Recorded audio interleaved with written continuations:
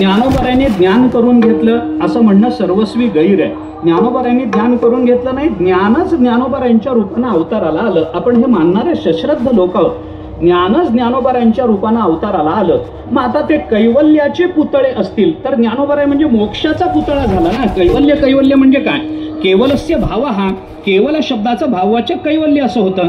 मग ज्ञानोबाराय केवलत्वाचा भाव असतील म्हणजे कैवल्य म्हणजे मोक्षच ज्ञानोबारायांच्या रूपानं जर प्रकट झालेलं असेल तर ज्ञानोबारायांना वेगळा मोक्ष मिळवण्याचं काही कारण आहे का? काही कारण नाही. पण हा मोक्ष आपण स्वरूपानं आपण मोक्ष स्वरूप आहोत एवढं बघून ज्ञानोबाराय थांबून तिथंच ज्ञानोबारायांनी समाधी घेतली नाही. ज्ञानोबारायांनी त्याच्या पुढं कार्य केलं. काय कार्य आहे? जयाने घातली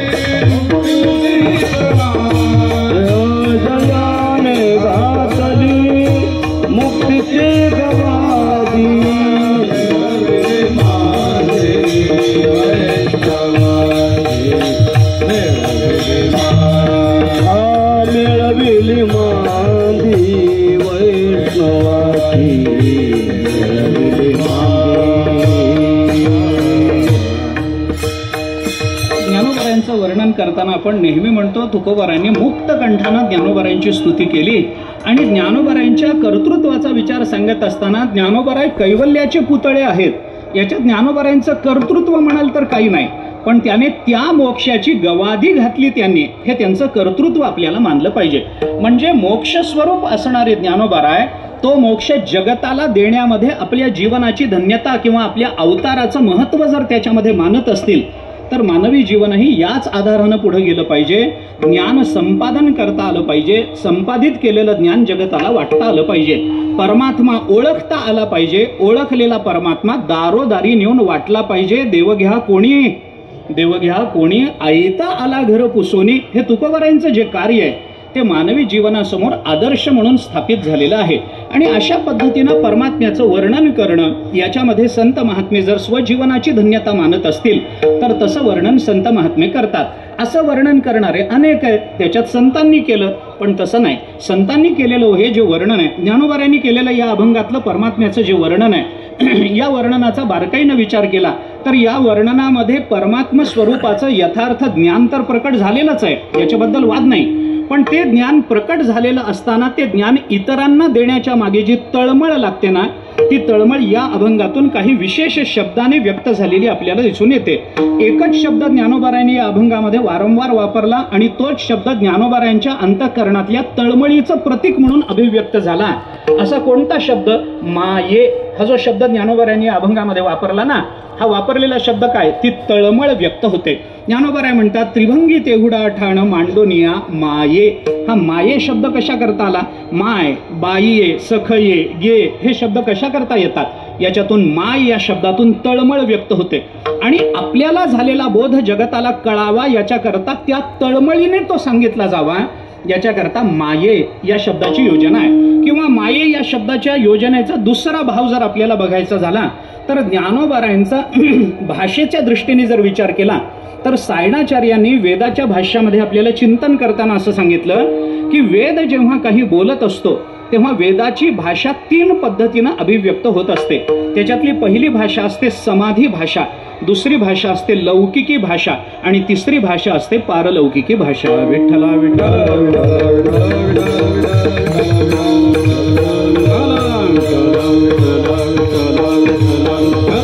आणि वेदाच्या संबंधानं या 3 भाषांमध्ये मला काही फरक करायचा आहे, त्याचं विवरण करायचं आहे असा आत्ताचा माझा हेतू नाही आहे. पण अशा 3 भाषा जर वेदाच्या संबंधानं सांगितल्या जातात तर वेदाचे शब्द काय आणि ज्ञानोबारायांचे शब्द काय आम्हाला फरक पडत नाही.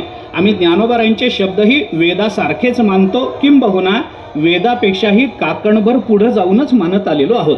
त्याच्यामुळे ज्ञानोबारायांच्या शब्दाला सुद्धा 2-3 अर्थानं आपल्याला भाषेचा आपल्याला विचार करता येतो. आता याच्यातली जी समाधी भाषा आहे ना, या समाधी भाषेमध्ये ही समाधी भाषा स्वतःहून व्यक्त होत असते. अगदी 1-2 वाक्यामध्ये मला काय फरक सांगायचा आहे तेवढं सांगून पुढे जातो.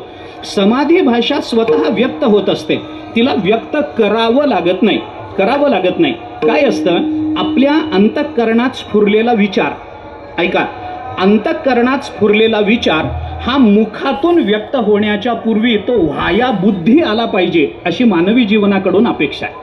बरं का, आपल्या मनात प्रकट झालेला विचार हा सरळ मनातला विचार तोंडातून बाहेर पडण्यापेक्षा तो बुद्धीला घासून पुढे आला पाहिजे, तरच त्याला प्रकट होण्याचा अधिकार आहे. नाहीतर मनात आलं म्हणून बोलून दाखवलं, याला अर्थ नाही. संस्कृतात एक म्हण सांगितली जाते, मुखमस्ती ती वक्तव्यम न तालू पतनात भयम, असं सांगितलं जातं. मुखमस्ती, तोंड आहे म्हणून बोलायचं का, टाळू पडायची भीती नाही ना. त्याच्यामुळे तोंड आहे ना, बोलत राहा. पण हे बोलत राहा म्हणजे मुखम अस्ति असं आपल्याला फोड करायचीच नाही. मुखमस्ती असाच आपल्याला विचार करायचा. म्हणजे मुखम अस्ति असं नाही, ती मुखमस्तीच असते. त्याच्यामुळे मनुष्य जे तोंड मनात येईल ते बोलून दाखवतो, असं करायचं नाही. ही मुखमस्ती करायची नाही. मग मनात आलेला विचार तोंडातून व्यक्त होण्याच्या पूर्वी तो आपल्या बुद्धीला, सारासार विचार असणाऱ्या विवेकी बुद्धीला घासून तोंडातून बाहेर पडला पाहिजे. तर त्याला तोंडातून बाहेर पडण्यालाही महत्व येतं आणि तोंडातून अभिव्यक्त झालेल्या वाक्यालाही त्यानुसार महत्व येत असतं. विठ्ठला विठ्ठला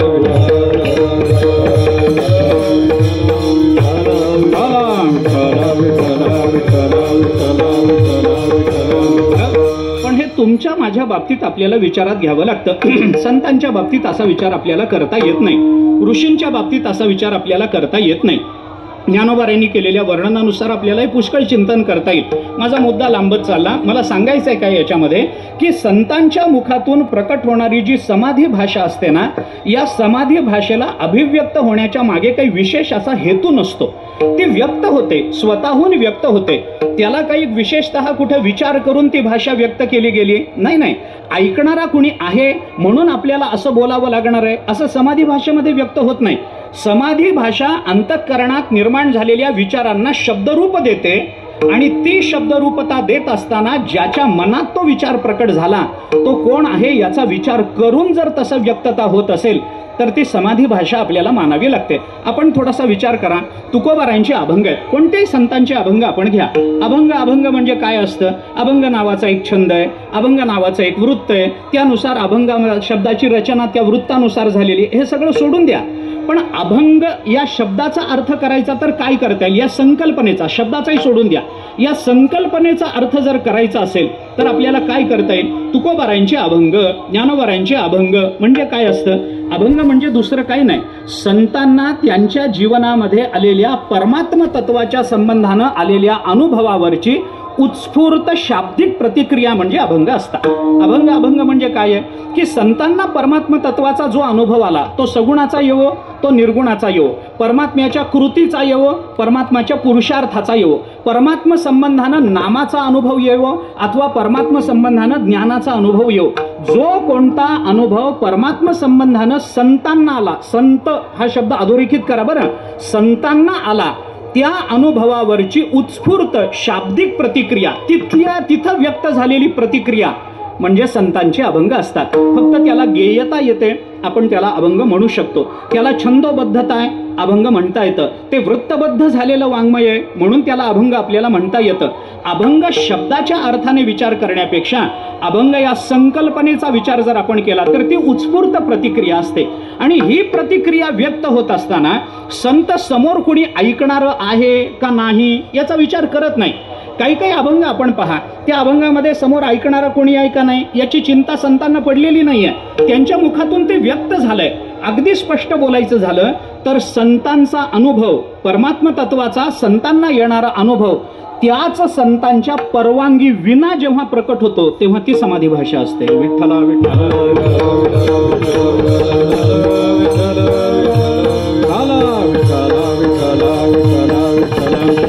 पण समाधी भाषा सगळ्यांकरता महत्वाची ठरत नाही. त्याच्यानं संतांना जे साधायचंय, अवतार कार्य म्हणून जे साधायचंय ते समाधी भाषेतून साधलं जात नाही. याच्याकरता लौकिकी भाषेचा विचार केला जातो. लौकिकी भाषा कशाला म्हणतात? तोच अनुभव, पण कुणीतरी ऐकणारं आहे हे ओळखून ती भाषा व्यक्त होत असते. त्याला आपल्याला आलेला अनुभव कळला पाहिजे या तळमळीतून ती भाषा व्यक्त होत असते. आणि अशी जेव्हा भाषा तळमळीतून व्यक्त होते, कुणाच्या तरी कल्याणाकरता व्यक्त होते, तेव्हा त्या भाषेला लौकिकी भाषा असं म्हणतात. लौकिकी भाषेचं मुख्य लक्षण असं आहे की या भाषेतून अलंकार व्यक्त होत असतात. मग त्याच्यामध्ये उपमा आली, उत्प्रेक्षा आली, दृष्टांत आला, असं काही आलं की समजावं बाबा ही लौकिकी भाषा आहे. काही अभंगांमधून दृष्टांत दिसत नाहीत. अंतरीची ज्योती प्रकाशली दीप्ती, मुळीची जे होती आच्छादली, तेथीचा आनंद ब्रह्मांडीन समाये, उपमेसी काय देऊ सुखा, हे जेव्हा तुकोबराय बोलतात ना, इथं दृष्टांताला आधार नाही, दृष्टांताला स्थानच नाही या अभंगामध्ये.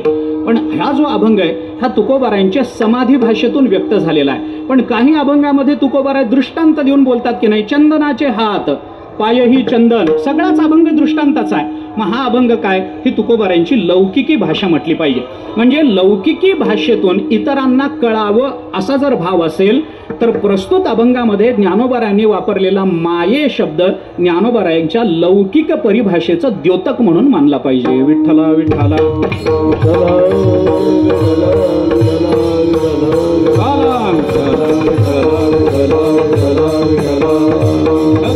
या अभंगामधून ज्ञानोबारायांनी परमात्म्याचं वर्णन केलं.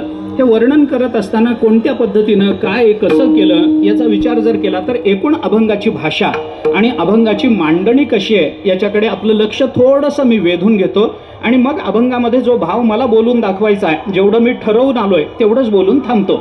बरं का?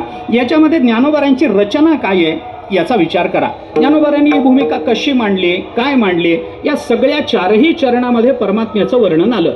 हा परमात्मा कोण आहे? गोविंदू ओ माये गोपाळू ओ, हा परमात्मा आहे. भगवान श्रीकृष्णांचं वर्णन या अभंगामधून ज्ञानोबारायांनी केलं. पण हे करत असताना ज्ञानोबारायांनी भगवान श्रीकृष्णांच्या संबंधानं जो विचार मांडला तो विचार ज्ञानोबारायांनी तत्वज्ञानाच्या पारंपरिक केले असलेल्या मांडणीच्या दृष्टीनं फार महत्वपूर्ण विचार या अभंगातून मांडलेला आपल्याला दिसतो. अनेक अभंगातून हा विचार आला, पण आता मला या अभंगाच्या संबंधानं बोलायचंय म्हणून तेवढं बोलतो. काय होतं? परमात्म्याचं वर्णन करताना एक फार मोठी अडचण सगळ्यांच्या समोर, विशेषत्वानं वेदाच्या समोर प्रकट होते. वेदाच्या समोर प्रकट होताना कशी प्रकट होते याचा विचार थोडासा सांगतो आणि पुढे जातो. परमात्म्याच्या संबंधानं वेदांनी काय वर्णन केलं, वेदांनी काय मांडणी केली? द्वेवाव ब्रह्मणो रूपे मूर्तंच अमूर्तंच. परमात्मा दोन रूपानं प्रकट होतो, एक मूर्त आणि दुसरा अमूर्त. आता मूर्त आणि अमूर्ताचं वर्णन करण्याकरता, परमात्मा संबंधानं चिंतन करण्याकरता सगळा वेद आपली वाणी खर्च करतोय. तो वेद विद्वान आहे, सर्वज्ञ आहे. जाणीवेचे बळे कोणी वेदापासून आहे आगळे, असं ज्ञानोबाराय बोलतात. असा तो वेद आहे. पण त्या वेदाला परमात्मा संबंधाचं वर्णन करत असताना सगुण साकाराचं वर्णन करून समाधान नाही आणि निर्गुण निराकाराचं वर्णन त्याला करता येत नाही. ही वेदाची अडचण ज्ञानोबारायांनी सोडून दिली. विठ्ठला विठ्ठला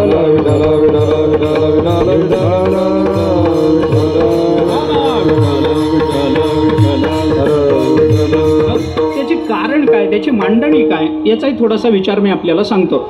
वेदाची अडचण काय? वेदाला निर्गुण निराकार परमात्म्याचं वर्णन करता येत नाही. मग ज्ञानोबारायांनी काय चिंतन केलं? त्याला नेते म्हणून थांबावं लागलं बाबा. वेदाला गप्प बसावं लागलं. आणि वेदाला काय आहे? निर्गुण निराकार तत्वाच्या वर्णनाच्या संबंधानं वेदाच्या दोन प्रतिक्रिया आहेत. एक बोलला तर अतद व्यावृत्तीने बोलतो, नाही तर बोलतच नाही, अशी दोन्ही प्रमाणं आपल्याला सापडतात. बरं का?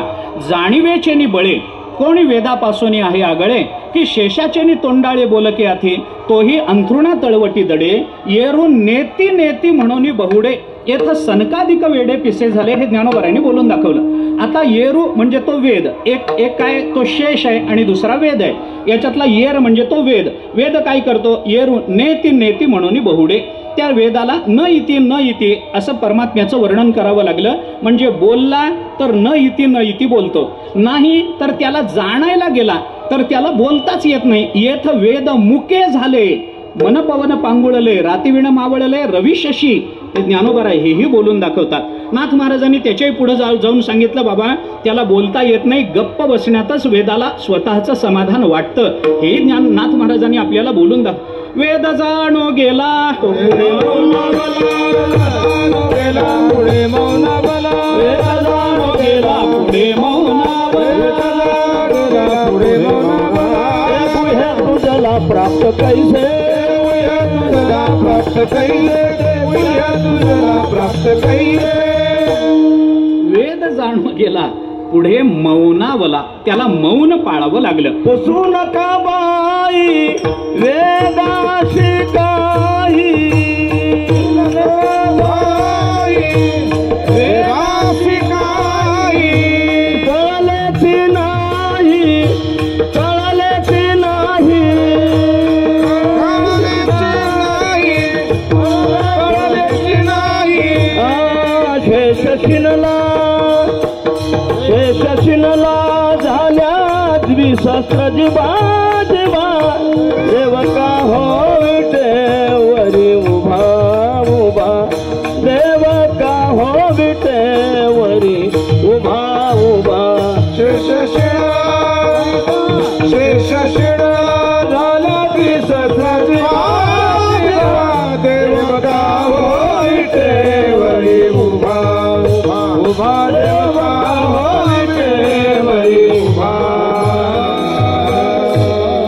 परमात्मा तत्वाचं वर्णन करताना वेदाला बोलता येत नाही हा एक भाग आहे, आणि वेद बोलला तर न इति म्हणून बोलतो हा दुसरा भाग आहे.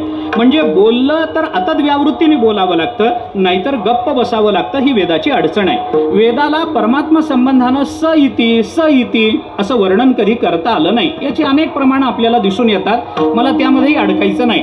वेद वर्णन करायला जातो पण त्याला काहीही बोलता येत नाही, ही वेदाची अडचण आहे. याला अतद व्यावृत्ती लक्षण असं म्हणतात. वेदांतामध्ये काय आहे, आपण लक्षणाचा जो विचार करतो की नाही, या लक्षणाच्या विचारामध्ये दोन पद्धतीने विचार आपण नेहमी सांगतो. एक तटस्थ लक्षण आणि दुसरं स्वरूप लक्षण. त्याच्यात तिसरा एक प्रकार वेदांताने आपल्याला सांगितलाय. अतद व्यावृत्ती लक्षण, तटस्थ लक्षण आणि मग स्वरूप लक्षण असतं. विठ्ठला विठ्ठला विठ्ठला विठ्ठला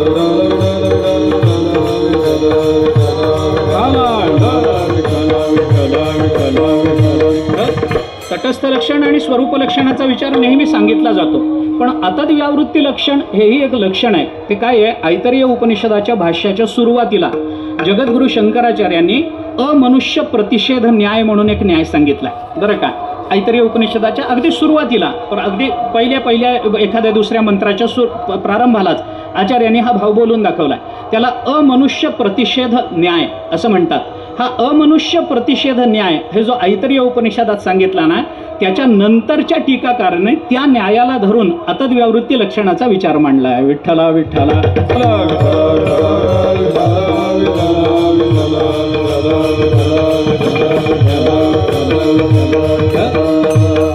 म्हणजे काय, अमनुष्य प्रतिषेध न्याय म्हणजे काय असतो याचं एक चिंतन आहे. त्याच्या संबंधाने एक विचार आहे. एक वेडा माणूस होता. त्या वेड्या माणसाने घरामध्ये काहीतरी वेडवाकडं काम केलं. तर काम केल्यानंतर घरच्या लोकांनी त्याला सांगितलं का, माणूस आहेस का कोण आहेस रे, तू माणूसही नाहीस. माणसं म्हणतात की नाही, आपल्या घरातले लोक म्हणतात काय, माणूस आहेस का गाढव आहेस रे, म्हणतात की नाही. आपल्याला सवय असते याची, म्हणजे तसं त्या अर्थाने नाही, पण घरातले लोक म्हणतात. मोठा माणूस म्हणू शकतो. घरात काही वेडवाकडं काम झालं, त्याने कोणीतरी त्याला म्हणालं, माणूसच तू काय माणूस आहेस काय, असं म्हणल्यानंतर त्या वेड्याला असं वाटलं की आपण माणूस नाही. धिक्त्वाम न असी मनुष्यत्वम, अरे मनुष्यहात्वम, अरे तू मनुष्यच नाहीस, तुझा धिक्कार असो, असं घरातल्या लोकांनी त्याचा निषेध केला. त्या वेड्याला वाटलं अरे खरंच आपण माणूस नाही. मग तो तिथून बाहेर पडला. लोकांना विचारायला लागला, मी काय माणूस नाही का, मी माणूस आहे का, मी माणूस नाही का. लोकांनी त्याला सांगितलं, अरे तू माणूसच आहेस, तू माणूसच आहेस. कशावरून, अरे बाबा असं आहे तसं आहे, तुला शेपूट नाही, तुला शिंग नाही, अमुक आहे, तू दोन पायावर चालतोस, हे आहे ते आहे. काय लक्षणं सांगायची ती सांगितली. त्या वेड्या माणसाला काही हे पटेना की आपण माणूस आहोत हे त्याला. कारण का, घरच्या लोकांनी सांगितलेलं खरं वाटतं, बाहेरच्या लोकांचं खरं वाटत नाही. घरच्या लोकांनी सांगितलं तू माणूस नाहीस, आणि बाहेरचे म्हणतात तू माणूस आहेस. मग काय करावं. फिरता फिरता एका महात्म्याची त्याला भेट झाली, आणि त्या महात्म्याला त्याने विचारलं, अहो मी माणूस नाही का हो.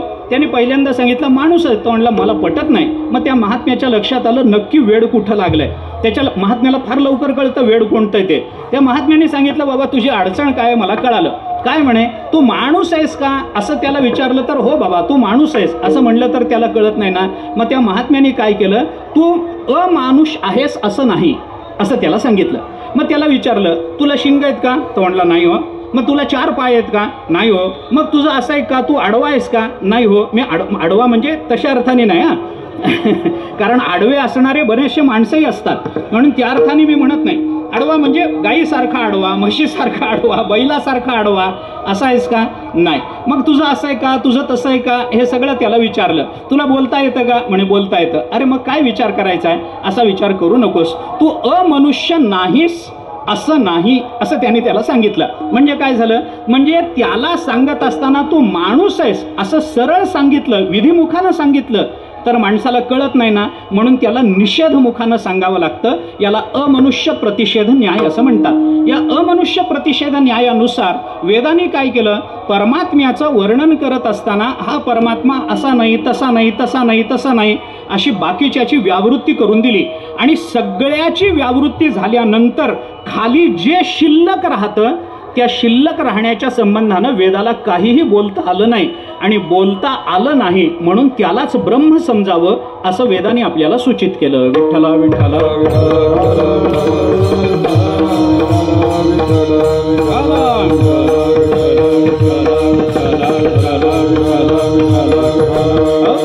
नासित्वम अमनुष्य हा असं म्हणण्यामध्ये जी अतद व्यावृत्ती होऊन जाते आणि मनुष्यत्व जसे शिल्लक राहतं तसं जगतामध्ये अंतर्बाह्य व्यापून असणाऱ्या या परमात्मा संबंधानं बाकी सगळ्या जगताचा आणि माया कार्याचा जेव्हा आपण धिक्कार करतो आणि त्याचा निषेध करून त्याची व्यावृत्ती करून टाकतो तेव्हा खाली जे शिल्लक राहतं त्याला ब्रह्म असं म्हणतात.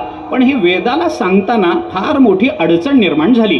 मग वेदाची ही अडचण संतांनी ओळखली आणि संतांनी काय केलं वेदाची ही अतद्व्यावृत्ती लक्षणाची अडचण सोडवण्याकरता ज्या सगुण आणि निर्गुण याच्या संबंधानं वेदाला बोलता येत नाही समाधान प्राप्त होत नाही या दोन्हीची अडचण झाली ना मग संतांनी समाधानही मिळावं आणि बोलताही यावं याच्याकरता एक गोष्ट तुमच्या माझ्याकरता सोपी करून ठेवली. त्या सगुण आणि निर्गुणाची एकवाक्यता आमच्या समोर सिद्ध करून दिली. विठ्ठला विठ्ठला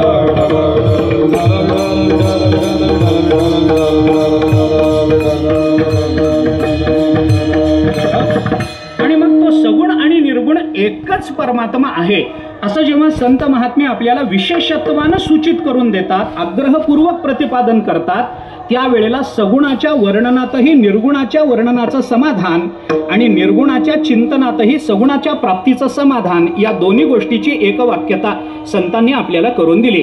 मग याच्याकरता काय करावं लागलं सगुण आणि निर्गुणाची एकवाक्यता सिद्ध करावी लागली. आता याच्यात गंमत अशी आहे थोडासा विचार 1-2 मिनिटात जाता जाता बोलतो. या सगुण आणि निर्गुणाची एकवाक्यता करत असताना ही एकवाक्यता कशी मानायची या संबंधामध्ये वेदांतात थोडी चर्चा आहे बरं का. कशी मानायची याला समन्वय मानायचा का याला समुच्चय मानायचा का याला आणखीन काही करायचं याच्या संबंधाने कसा विचार करायचा हे ऐक्य मानत असताना हे मुख्य सामानाधिकरण्य मानायचं का बाध सामानाधिकरण्य मानायचं याला समुच्चय मानायचा का याला समन्वय मानायचा असे 4 पक्ष वेदांतामध्ये उपस्थित झाले. मी याच्यापैकी कोणत्याही पक्षावर बोलणार नाही कारण मी कोणत्याच पक्षाचा माणूस नाही. त्यामुळे मला ज्ञानोबाराय काय म्हणतात एवढंच बोलायचं आहे. तुकोबाराय ज्ञानोबाराय काय म्हणतात हे आपल्याला मांडायचं. संतांनी काय केलं तुम्ही समन्वय नाकारा ते बाध सामानाधिकरण्य नाकारा मुख्य सामानाधिकरण्य स्वीकारा नाकारा काय करायचंय ते करा पण त्यांची एकवाक्यता पदरात पडली पाहिजे. ते एक आहेत हे लक्षात घेतलं पाहिजे. याच्याकरता ज्ञानोबारायांनी आपल्याला हे सांगून दिलं. बाप रखुमा देवीवरू सगुण निर्गुण रूप विटेवरी दाविली खूण हे ज्ञानोबाराय बोलून दाखवतात. तुझं सगुण म्हणून निर्गुण रे तुझं सगुण म्हणून निर्गुण रे तुझं सगुण म्हणून निर्गुण रे सगुण म्हणून निर्गुण रे तुझं सगुण म्हणून निर्गुण रे सगुण निर्गुण एक गोविंदु रे गोविंदु रे एक गोविंदु रे हनुमाने ना कालू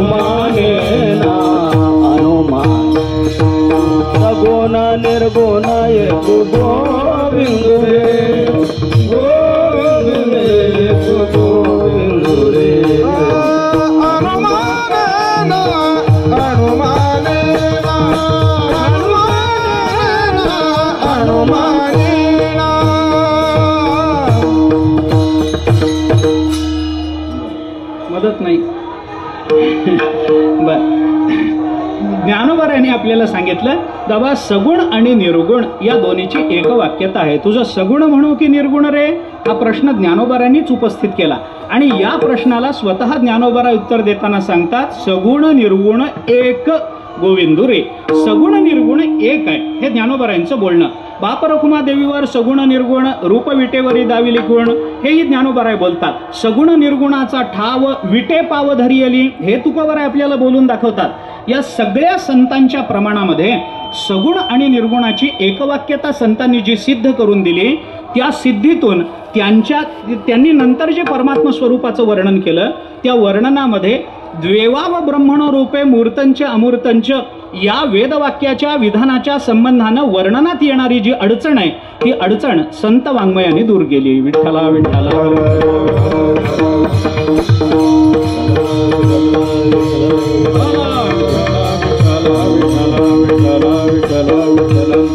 म्हणून प्रस्तुत अभंगाचा विचार केला तर ज्ञानोबारांनी सगुण आणि निर्गुणाची एकवाक्यता मानून या अभंगामध्ये परमात्म्याचं वर्णन केलंय असं चिंतन आपल्याला करता येतं. आपण अभंगाच्या पंक्ती बघा, अभंगामध्ये वापरलेले शब्द आपण पहा. ज्ञानोबारांनी वापरलेले शब्द काही काही सगुणाचे वाचक आहेत, काही काही निर्गुणाचे वाचक आहेत. पण सगुण आणि निर्गुणाचे वाचक असणारे शब्द फक्त एक आलंबनात्मक होत असतील तर तिथं आपल्याला ऐक्य मानावं लागतं. काय आहे, ऐक्य मानत असताना, सगुण निर्गुणाचं ऐक्य मानत असताना त्याच्याकरता जो युक्तिवाद मांडला गेलाय, त्याच्यातला एक युक्तिवाद मी फक्त आपल्याला सांगतो. निर्गुणाचे वाचक शब्द जर सगुणाकडे यथार्थतेनं लागत असतील तर सगुण निर्गुणाचं ऐक्य मानायला हरकत नसते. ऐका, निर्गुणाचे वाचक शब्द हे सगुणाकडे यथार्थतेने लागावे लागतात तर त्याला आपल्याला ऐक्य म्हणता येऊ शकतं. तिथं आपल्याला ते सगुण निर्गुण ऐक्य मानता येतं. उदाहरणं आपल्याला सांगायची झाली तर कितीतरी सांगता येतील. निर्गुणाचे वाचक शब्द एक तुकोबारांचा अभंग मी आपल्याला सांगतो. आनंद, अद्वय, नित्य, निरामय, जे का निजध्येय योगियांचे. आता हे सगळे शब्द सगुणाचे वाचक आहेत का निर्गुणाचे? निर्गुणाचे वाचक आहेत. योग्यांचं निजध्येय सगुण असणं शक्य आहे का? अहो, योगशास्त्रामध्ये सगुण साकार मानलाच नाही. जो मानला तो सुद्धा महत्वाचा म्हणून मानला नाही, त्याचा फारसा उपयोग योगशास्त्र मानत नाही. योगशास्त्र निर्गुण निराकार तत्व मानत आलं. मग निर्गुण निराकार तत्व जर योग मानतं तर योग्यांचं निजध्येय सगुण असण्याची शक्यता आहे का? नाही. बरं, याच्या पुढे जाऊन ज्याते सनकाधिक ध्यात ते आमुचे कुलदैवत पांडुरंग, हे तुकाराम महाराज शेवटच्या चरणामध्ये बोलून दाखवतात की नाही. तुका म्हणे ज्यात सनकाधिक ध्यात. आता सनकाधिक कुणाचं ध्यान करतात याचा विचार भागवताच्या अनुषंगानं केला तर सनकाधिकांचं वर्णन करताना भागवताने असं सांगितलंय, निमिषार्धम न तिष्ठन्ति वृत्तिम ब्रह्ममयीं विना. ब्रह्ममयीं विना वृत्तिम निमिषार्धम न तिष्ठन्ति, हे सनकाधिकांचं वर्णन आलं. सनकाधिकांची वृत्ती ब्रह्मस्वरूपाला सोडून अर्धा निमिष सुद्धा बाजूला जात नव्हती. म्हणजे या सनकाधिकांचं ध्येय काय आहे? निर्गुण निराकार. आनंद निर्गुण निराकाराचा वाचक शब्द, अद्वय निर्गुण निराकाराचा वाचक शब्द, नित्य निर्गुण निराकाराचा वाचक, निरामय नित्य हे निर्गुण निराकाराचे वाचक शब्द आहेत. पण या सगळ्या निर्गुण निराकार वाचक शब्दांची योजना ही तुकोबारायांनी कुठं केली याचा विचार केला तर तुकोबारायांनी सांगितलं, जे का निजध्येय योगियांचे ते हे समचरण साजिरे विटेवरी, पहा भीमा तेरी विठ्ठल रूप. हे सांगितलं की नाही तुकोबारायांनी. म्हणजे आनंद तुम्हाला बघायचा आहे का? पहा भीमा तेरी विठ्ठल रूप. तुम्हाला नित्यत्व बघायचंय का? पहा भीमा तेरी विठ्ठल रूप. अद्वयत्व बघायचंय का? पहा भीमा तेरी विठ्ठल रूप. निरामयत्व बघायचंय का? पहा भीमा तेरी विठ्ठल रूप. तुम्हाला योग्यांचं निजध्येय डोळ्यांनी बघायचंय का? पहा भीमा तेरी विठ्ठल रूप. हे काय आहे? निर्गुण निराकाराची वाचक पद जर सगुण साकाराचा बोध करून देणारी असतील तर सगुण आणि निर्गुणाचं ऐक्य मानायला हरकत नाही. विठ्ठला विठ्ठला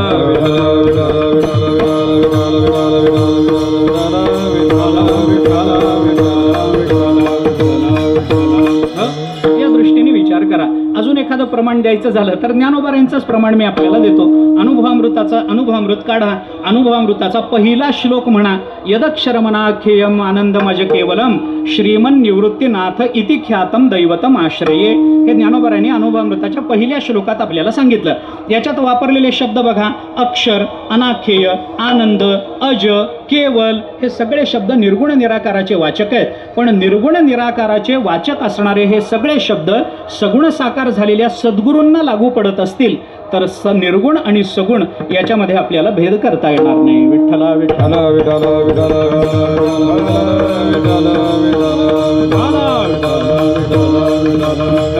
ब्रह्म कसे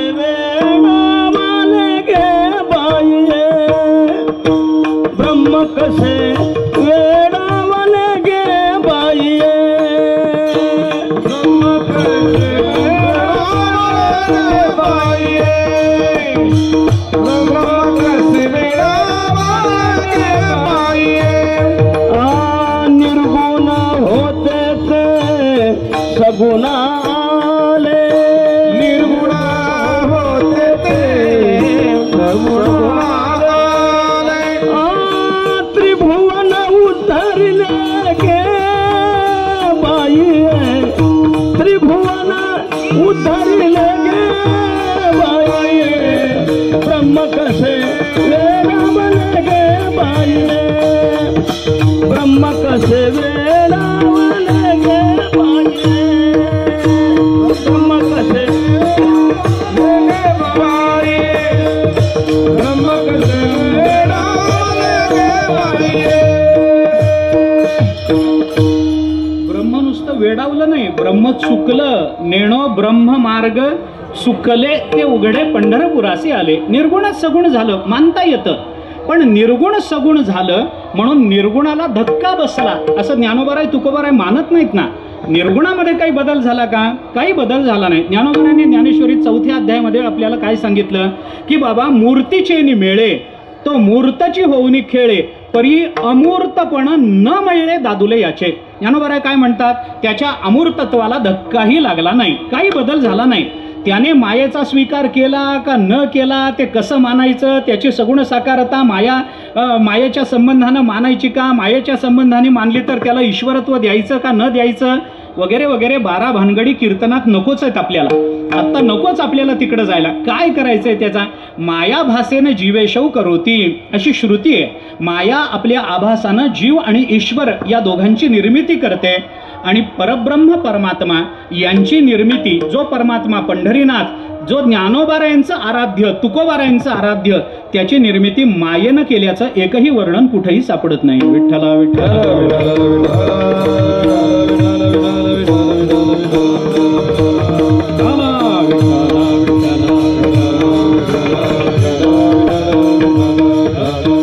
पंचदशीने काय आता हे विनाकारण वाढत गेलं की नाही? काय तुम्ही प्रमाण दिल्यामुळे वाढलं शांबवा तुमच्या प्रमाणाने, पण आता माझा इलाज नाही. आता वाढलंय तर मला कमी करता येत नाही, माझ्याकडे त्याच्यावरचं औषध नाही. हं काय झालं? पंचदशीने काय चिंतन केलं? मायाख्याया हा कामधेनो वत्सव जीवेश्वर उभव यथेच्छम पिबताम द्वैतम तत्वम तू अद्वैतमेवही. हे माया कार्याच्या संबंधानं हे वर्णन बरोबर आहे, काही अडचण नाही. माया नावाच्या कामधेनूला 2 वत्स झाली. एक वत्स आहे जीव आणि दुसरा वत्स आहे ईश्वर. या दोघांनी त्या माया नावाच्या कामधेनूचं कितीही दूध पिऊ देत, यथेच्छम पिबताम, पण ते दूध कोणतं? द्वैतम. मग खरं काय? तत्वम तू अद्वैतमेवही. म्हणजे निर्गुण निराकाराला कोणत्याही पद्धतीचा धक्का न लागता सगुण साकारत्व जर येत असेल तर सगुण साकाराचं वर्णन करता करता निर्गुणाच्या वर्णनाचा आनंद उपभोगता येतो आणि निर्गुणाचं चिंतन करता करता सगुणाचाही आनंद आपल्याला भोगता येतो. याचा विचार जर आपल्याला करता आला तर ज्ञानोबारायांनी या अभंगामध्ये अशा पद्धतीची भूमिका आपल्या समोर मांडून दिलेली दिसते. मी आपल्याला फक्त एक एक सांगत जातो आणि प्रत्येक चरणामध्ये ज्ञानोबारायांनी हे सगुण निर्गुणाचा अभेद कसा या अभंगामध्ये सिद्ध करून दिला याचा विचार आपल्याला करता येतो. 1-2 भूमिका मला या अभंगाच्या संबंधानं सुरुवातीला मांडायच्या आहेत आणि मग नंतर आपल्याला काय अभंगाच्या शब्दाच्या अनुषंगानं जो काय आशय विचार करायचा आहे तो आपल्याला करता येईल. विचार करा थोडासा याच्यात. ज्ञानोबारायांनी काय केलं की पहिल्यांदा काय सांगितलं? त्रिभंगी देहुडा ठाण मांडोनिया माये. आता हा परमात्मा कोण आहे याचा विचार करा. त्रिभंगी देहुडा ठाण मांडोनिया. हा त्रिभंगी देहुडा ठाण मांडून कोण आहे? अधिष्ठान. ठाण मांडोनिया म्हणजे अधिष्ठान. हा अधिष्ठान रूप असणारा परमात्मा आहे. आता अधिष्ठान काय आहे? कशाचं अधिष्ठान? सगळ्या जगताचं अधिष्ठान. अभिन्न निमित्तोपादान कारण परब्रह्म आपण म्हणतो. सगळ्या जगताचं अधिकरण परमात्मा आहे. म्हणजे या परमात्म्याचं वर्णन झालं ठाण मांडोनिया. आता ठाण मांडून असणारा सगुण साकार नाही, तो निर्गुण निराकार आहे. निर्गुण निराकाराच्या अधिष्ठानाचं वर्णन ज्ञानोबारायांनी केलं.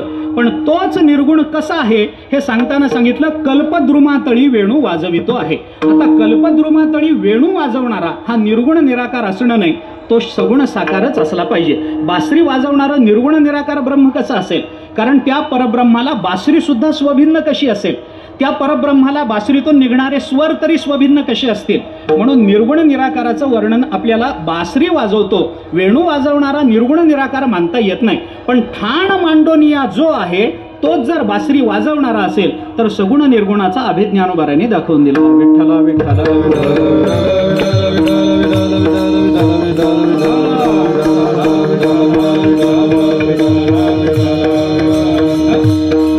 चरणाचा विचार करा. उगे धावतं बोलत जातोय. दुसऱ्या चरणाचा विचार करा. गोविंद वो माये गोपाळू वो. आणि गोविंद आणि गोपाळ हे नाम कुणाला असणार? निर्गुण का सगुण? सगुण साकाराला असणार. पण असा सगुण साकार असणारा परमात्मा कसा आहे? सबाह्य अभ्यंतरी अवघा परमानंदू. आता सबाह्य अभ्यंतरी व्यापून राहिलेला हा सगुण साकार का निर्गुण निराकार? निर्गुण निराकार मानावं लागेल. सुवर्णाचे मणी केले ते सोनियाचे सुती ओविले तैसे जगम्या धरिले सबाह्य अभ्यंतरी. हे ज्ञानोबा बोलतात ना 7व्या अध्यायामध्ये. मग याचा विचार जर केला तर आत बाहेर व्यापून असणारा याचा विचार केला तर तो निर्गुण निराकार. ज्या निर्गुण निराकाराला गोविंद आणि गोपाळ हे नाम दिलेलं आहे तो निर्गुण आणि सगुण एक आहे असं आपल्याला मानावं लागतं. त्याच्यानंतर सावळे सगुण सकळ जीवाचे जीवन. सावळे सगुण हे सगुण साकाराचं वर्णन झालं. त्याचा रंग सावळा आहे, तो सगुण आहे, हे सगुणाचं वर्णन झालं. पण सकळ जीवाचं तो जीवन आहे. इथं मात्र आपल्याला निर्गुण निराकार तत्व मानावं लागतं. कशावरून? कारण जे सकळ जीवाचं जीवन आहे ते घनानंद स्वरूपाचं आहे. घनानंद मूर्ती पाहता हरपले मन. आता याही चरणामध्ये घनानंदत्व हे निर्गुण निराकाराचं लक्षण आहे. पण ज्याची मूर्ती पाहिल्यानंतर मन हरखून जातं हे सगुण साकाराचं लक्षण आहे. विठ्ठला विठ्ठला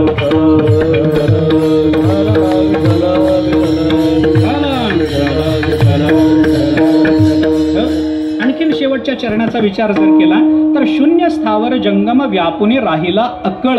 हा न कळणारा आहे. कुणाला? वेदालाही कळत नाही. वेदाला कळत नाही, श्रुतीला कळत नाही, शास्त्राला कळत नाही. आपल्याकडे अनेक प्रमाणात त्या संबंधामध्ये सांगितली जातात.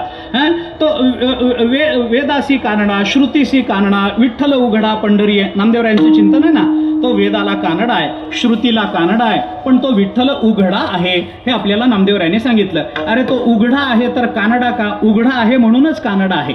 कारण काय आहे, आपल्याला नेहमी उपाधीच्या संबंधानं बोध करून घ्यायची सवय लागली. त्याच्यामुळे जे निरुपाधिक आहे ते सगुण झालं तरी आम्हाला त्याचा बोध करून घेता येत नाही. ही आमची अडचण आहे. काही का असेना, पण त्याला वेद त्याला जाणू शकत नाही. असा तो अक्कळ आहे हे सांगितलं गेलं. अक्कळ असणारा परमात्मा कसा आहे? शून्य स्थावर जंगम व्यापून राहिला. सगळ्याला व्यापून जो शिल्लक राहिला तो कोण आहे? निर्गुण निराकार तत्व आहे. पण हे निर्गुण निराकार तत्व कसं आहे? बाप रखुमा देवीवरू विठ्ठलू सकळ. इथं सगुण साकाराचं चिंतन करावं लागेल. म्हणजे प्रत्येक चरणामध्ये या अभंगाच्या 4ही चरणामध्ये ज्ञानोबारांनी सगुण आणि निर्गुण एक आहेत याचा बोध आपल्याला करून दिलेला आहे. विठ्ठला विठ्ठला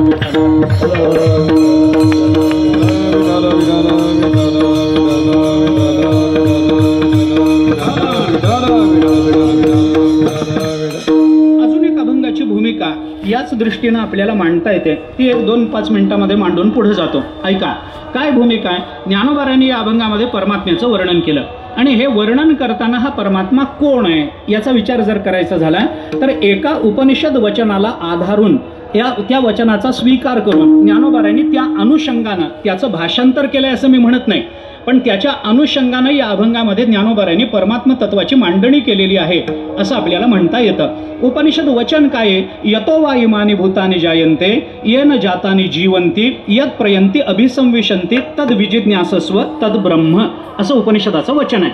या वचनात उपनिषदांनी काय आपल्याला सांगितलं? यतो वा इमानी भूतानि जायन्ते, ज्याच्यापासून भूत मात्र जन्माला येतात. बर आणखीन काय? यतो वा इमानी भूतानि येन जातानि जीवन्ति, ज्याच्या आधारावर सगळं जग जगतं. आणि काय? यत् प्रयन्ति अभिसंविशन्ति, ज्याच्यामध्ये सगळं जग लयाला जातं. तद विजिज्ञासस्व, त्याची जिज्ञासा कर, त्याला जाणून घेण्याचा प्रयत्न कर. काय बाबा ते? तद ब्रह्म. उपनिषदाने आपल्याला सांगितलं ते परमतत्व आहे, ते परब्रह्म आहे हे उपनिषदाने सांगितलं. मला बाकीचा विस्तार करायचा नाही. मग तो परमात्मा आता या अभंगामध्ये ज्ञानोबारांनी या 3ही भूमिका आपल्याला बोलून दाखवल्या. परमात्मा जगताचं अधिष्ठान आहे. अधिष्ठान एक म्हणजे काय आहे? कारण जे ज्या कार्याचं कारण असतं ते कारण त्या कार्याचं अधिष्ठान असतं. अगदी कार्याचं अधिष्ठान असतं. याचा विचार काही फार वेगळा विस्तारानं करायला पाहिजे अशातला भाग नाही. ज्याच्यापासून जे निर्माण होतं ते त्याच्यावर आधारित असतं. मातीपासून मडकं होत असेल तर मडक्याचा आधार माती आहे. मातीपासून मडकं होत असेल तर माती हे मडक्याचं उपादान कारण आहे. तसं परमात्म्यापासून जग होतं, म्हणून परमात्मा जर अधिष्ठान असेल तर इथं ज्ञानोबाऱ्यांनी त्रिभंगी देहुडा ठाण मांडोनिया या शब्दातून परमात्म्याचं अधिष्ठान रूपत्व आपल्यासमोर व्यक्त केलं. यतोवा इमानी भूतानी जायंते हे अधिष्ठानाच्या रूपाने आपल्याला कळतं. बर, दुसरा विचार ज्ञानोबाऱ्यांनी सांगितला की येन जातानी जीवंती, याच्या आधारावर हे जग जगतं. ज्ञानोबाऱ्यांनी सांगितलं सकळ जीवाचे जीवन हा परमात्मा आहे. सगळ्या जीवाचं जीवन म्हणजे परमात्मा असेल. ते जीवन जर काढून टाकलं, परमात्मा जर काढून टाकला तर सकल जीव शिल्लक राहणार नाहीत. हा विचार ज्ञानोबाऱ्यांनी दुसरा बोलून दाखवला. आणि यत प्रयंती अभिसंविशंती हे सांगताना ज्ञानोबाऱ्यांनी सांगितलं शून्य स्थावर जंगम व्यापुनी राहिला. सगळं आपल्या पोटात घेऊन जो शिल्लक राहिला ते हे परब्रह्म आहे. म्हणजे उपनिषदाचं एका अर्थाने ज्ञानोबाऱ्यांनी केलेलं हे सगुण आणि निर्गुणाच्या ऐक्याचं स्पष्टीकरण आहे. विठ्ठला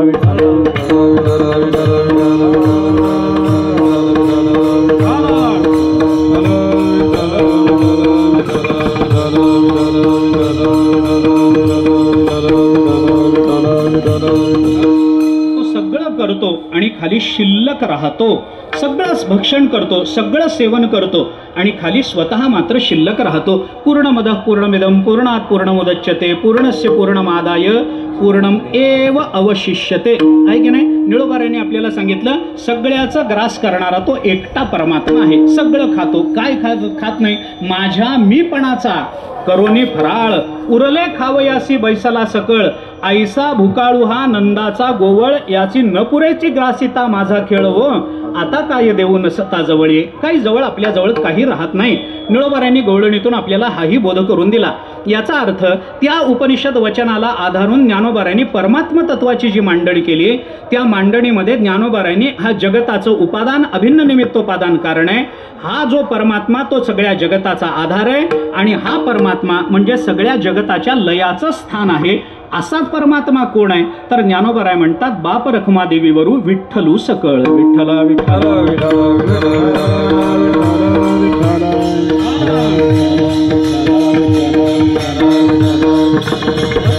या आधारानं ज्ञानोबारायने परमात्म्याचं वर्णन केलं. आता हे वर्णन करताना ज्ञानोबाराय परमात्म संबंधानं काय भूमिका घेतात याचा थोडासा विचार आपल्याला केला पाहिजे. बाकी सगळा अभंग सामान्यत्वानं कसा मांडला गेलेला आहे, या सामान्यत्वाने विशेषत्वानं कसा मांडला गेला आहे याचा सामान्यत्वानं मी विचार केलाय असं म्हणा. अभंग विशेष आहे पण सामान्यत्वानं मी त्याच्या भूमिका काय अपेक्षित आहे याचा माझ्या बुद्धीच्या मर्यादेमध्ये थोडासा विचार सांगितला. पण अभंगाचं चिंतन जर बघितलं तर ज्ञानोबाराय म्हणतात हा परमात्मा कोण आहे बाबा, हा परमात्मा कसा आहे हे सांगताना ज्ञानोबारायने त्याच्या रूपाचंही वर्णन केलं आणि रूपाचं वर्णन करून हा परमात्मा या जगताच्या अधिष्ठानाच्या ठिकाणी निश्चयात्मक राहिलेला आहे. अभंगाच्या पहिल्या चरणामध्ये त्रिभंगी देहुडा ठाण मांडोनी अमाय त्रिभंगी देहुडा ठाण मांडोनी अमाय त्रिभंगी देहुडा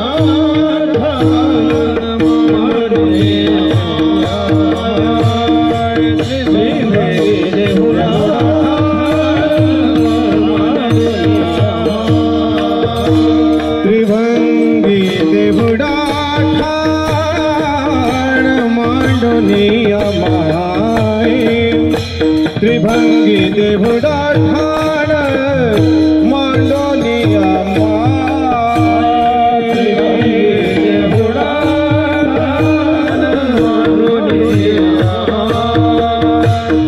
त्रिभंगी देहुडा ठाण मांडोनी अमाय कल्पद्रुमातळी वेणू वाजवितो कल्पद्रुमातळी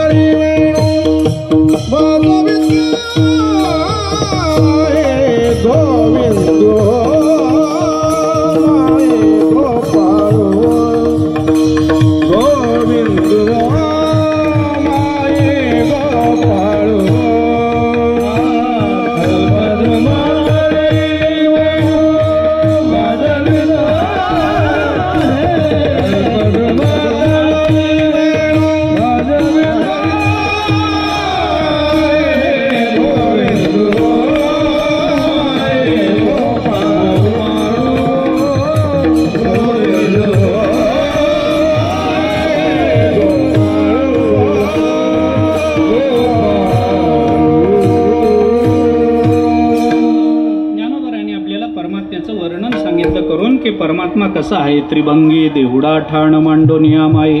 काय करतो तो? कल्पद्रुमातळी वेणू वाजवितो आहे.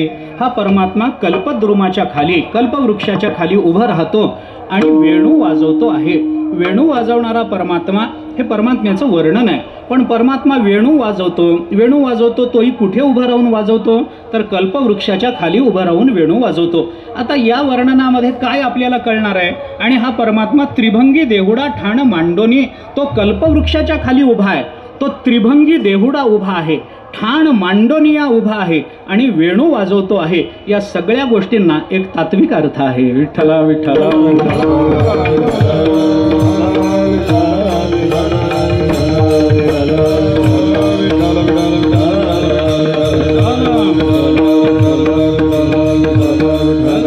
त्याचं वेणू वाजवणं काय आहे याचा विचार जर आपण केला तर ते वेणू वाजवणं सामान्य नाही. तत्वदृष्टीनं वेणू या शब्दाचा अर्थ काय ते वेणू गीतामध्ये आपल्याला त्या सगळ्याचा अर्थ स्पष्ट करता येईल, मला तिकडे जायचं नाही. पण वेणू वाजवतो म्हणजे काय करतो, त्या वेणूचा परिणाम काय आहे याचा विचार आपण करून बघा ना. वेणू वाजवतो म्हणजे तो बासरी वाजवत उभा आहे एवढा साधा त्याचा अर्थ नाही आहे.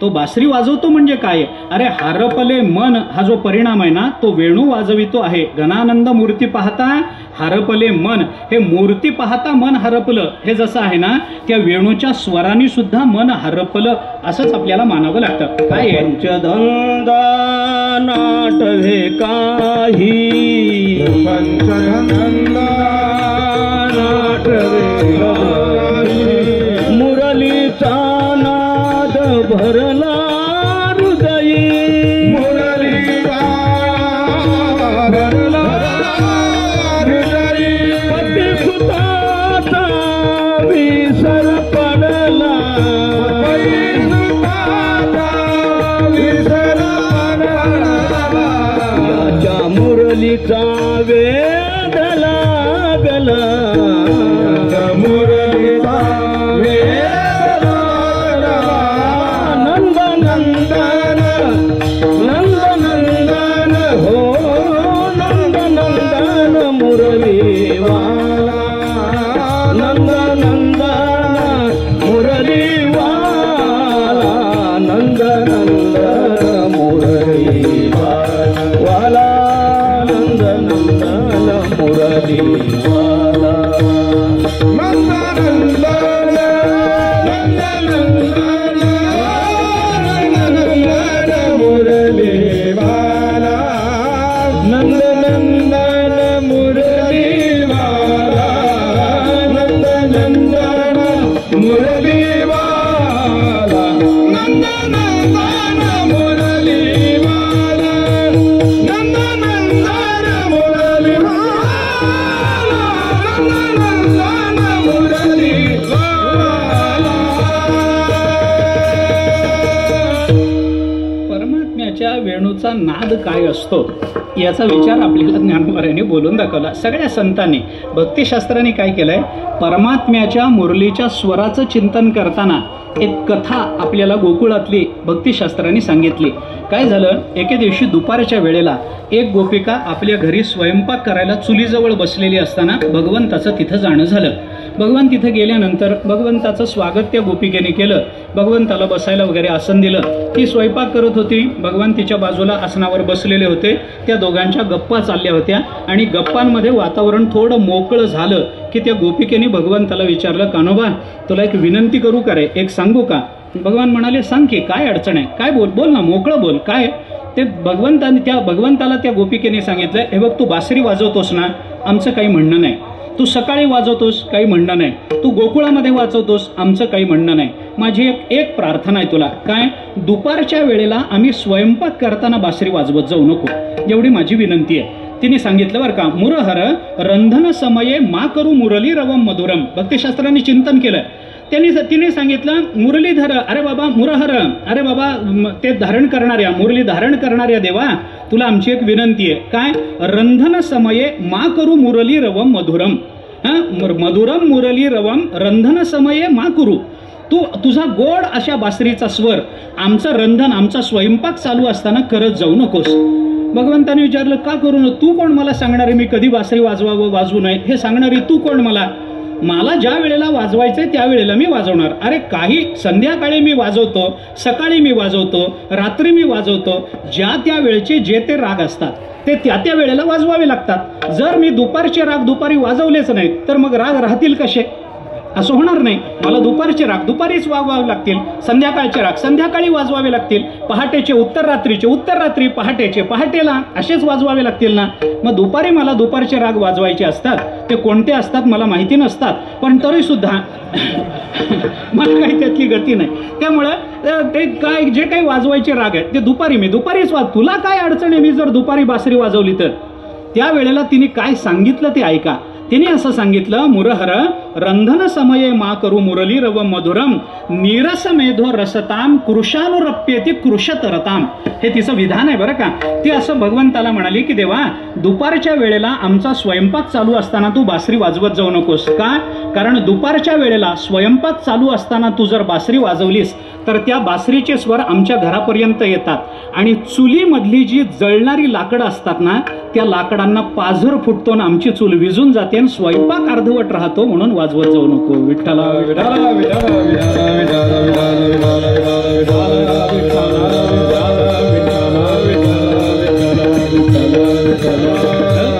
आता याच्यामध्ये ज्ञानोबारांनी काय विचार मांडलाय त्याच्यामध्ये अतिशयोक्त अशी जी भूमिका आहे, अतिशयोक्ती म्हणत नाहीये मी, अतिशयोक्त अशी जी भूमिका असते ना ती भूमिका ज्ञानोबारांनी कशी मांडली आपण ऐका. तो कसा उभा आहे? त्रिभंगी उभा आहे. कसा उभा आहे? ठाण मांडून उभा आहे. कुठे उभा आहे? कल्पवृक्षाखाली उभा आहे. आणि तिथं जर तो बासरी वाजवतोय, जर परमात्मा नुसताच बासरी वाजवतो तर जळणाऱ्या लाकडांच्या अंतःकरणाला पाझर फुटतो, तर कल्पवृक्षाखाली उभं राहून वाजवणाऱ्या बासरीच्या स्वराने काय होत असेल याचा फक्त कैमुत्तिक न्यायानं आपण विचारच करू शकतो किंवा विचारही करू शकत नाही. काही आपल्याला जमणार नाही. आणि हा परमात्मा कसा उभा आहे? तो त्रिभंगी उभा आहे.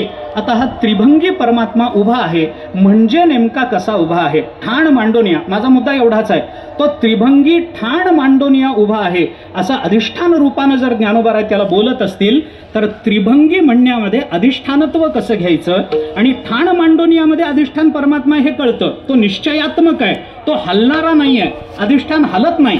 अध्यस्त पदार्थाची निवृत्ती होईल, त्याला काय भ्रम होईल, काय होईल, त्याचं काहीतरी होईल, पण अधिष्ठानाला धक्का बसत नाही ना. मग परमात्मा ठाण मांडोनिया उभा आहे ना, असू द्या, पण तो त्रिभंगी ठाण मांडोनिया उभा आहे. या त्रिभंगी या एका पदातून देहुडा, त्रिभंगी देहुडा या एका पदातून ज्ञानोबारायांनी परमात्म्याचं अधिष्ठानत्व कोणत्या पद्धतीनं मांडलेलं आहे याचा थोडासा विचार मला करायचा आहे. एकदा भजन करू, थोडासा विचार सांगतो, सेवा संपवतो. विठोबा